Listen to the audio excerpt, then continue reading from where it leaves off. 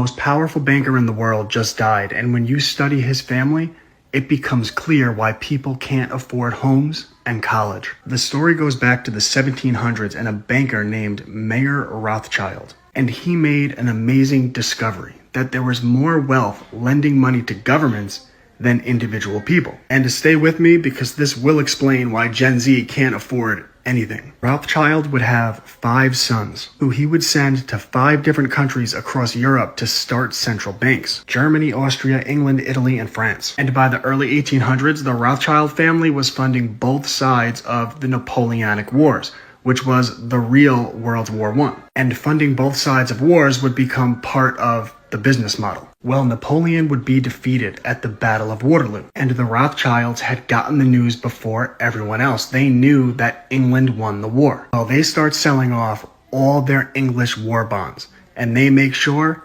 everyone could see them do it. And when everyone saw the Rothschilds selling their bonds, they started to sell theirs. They assumed that the Rothschilds had information that England was going to lose the war. And when everyone started selling their war bonds, the Rothschilds bought them back for pennies on the dollar. And later that week, when everyone else found that England won the war, the Rothschilds basically owned the country. And as Nathan Rothschild said, "Give me control of a nation's money supply, and I care not who makes its laws." The business model had become to get governments and people into debt. And when the Rothschilds saw a young America, they saw opportunity. And in 1816, they found their way into American central banking with the Second Bank of the United States. And your money would be worth even less today if Andrew Jackson hadn't come along and saved the country. He started what are known as the bank wars. He balanced the budget, paid off America's debt, and ended the charter